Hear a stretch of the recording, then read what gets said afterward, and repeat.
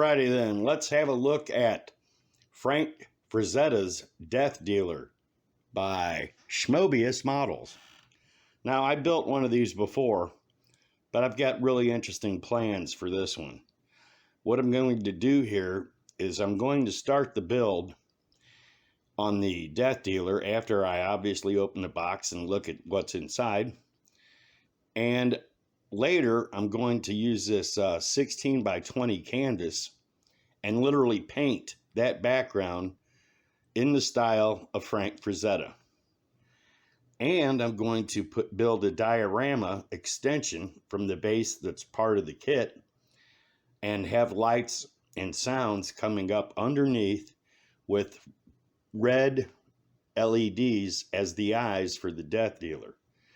The sounds are going to be literally the sounds of screaming, yelling, pain, heartache, and the sounds of hell. So this will either be able to, you can hang it on the wall if you have the room, or you can set it on a counter or set it on a shelf. So it'll be a three-dimensional Death Dealer. What do you think of that?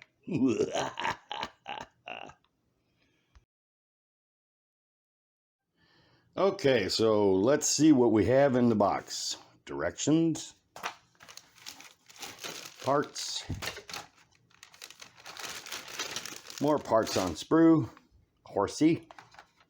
We're gonna get us a horsey and go for a ride. Model base. So I don't really want to do a whole looky-loo on this box. People have seen this model before. What I want to do is I just want to do some basic paint and assembly, and then I'll show a little bit of that. I may try to film myself painting the canvas. I think that'd be interesting. But yeah, I built one of these before.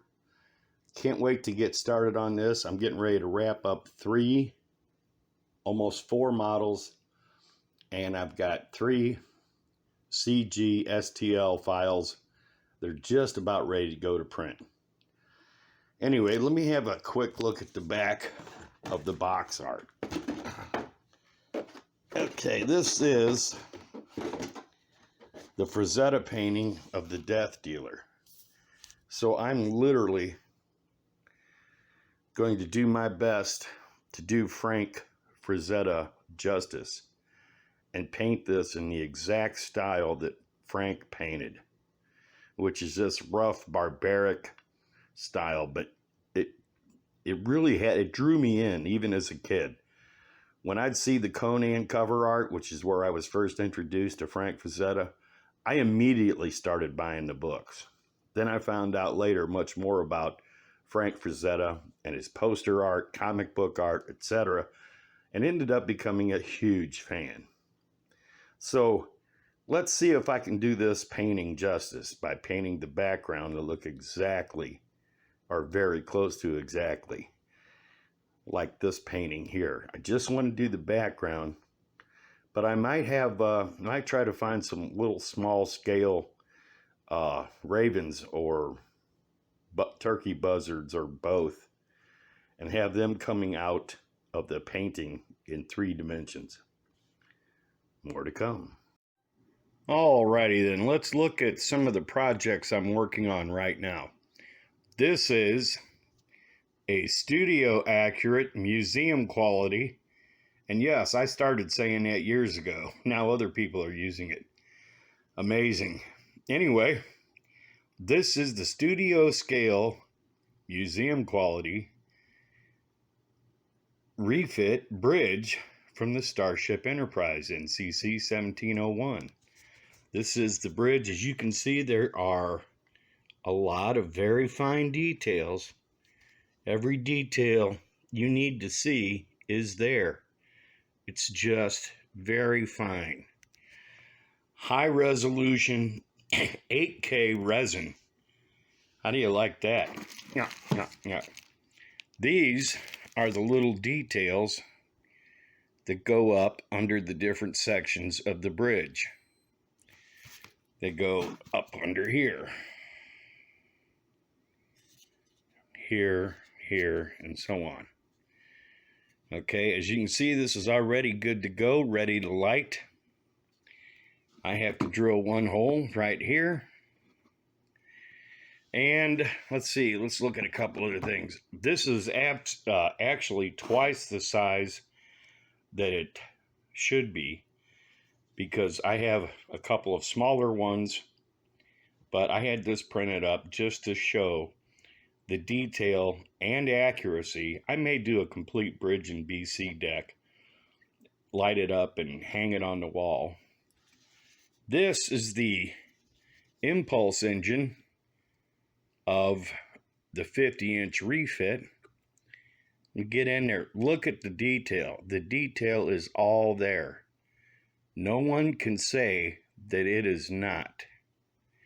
And if you look back here, you can see the fine grid lines. I've got one little place I've got to fill, but all the detail is here.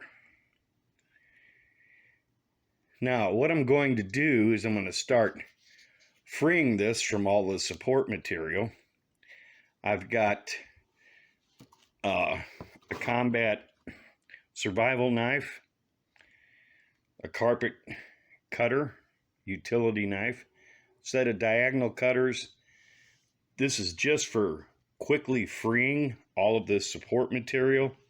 Then I'll go back over it with an X-Acto and do all the cleanup underneath. Though I shouldn't have to do a whole lot of cleanup. Anyway, more detail, as you can see there. So this is the impulse deck. This is the impulse crystal. This will be cast in clear. Perfectly accurate. Needs a little bit of sanding and cleanup. And this is a part of the upper primary hull that is going to need to be freed from its support material, recut the grid lines, and then lightly sand. Apparently it was scraped up in shipping, but that's okay. I can work with that too. Also sitting here, I have the impulse engine, one of the impulse engines. This is kind of rough. This is FDM. This is not resin. I'm going to have to sand this, clean it up, shoot it with flat black and primer. I will be using this on the 5-foot Enterprise. So that's what we've got there right now. I'm going to do some work. Then I'll show these parts freed from their cage and support material. And we're going to have a look at a whole lot of stuff in this video. Fun, fun,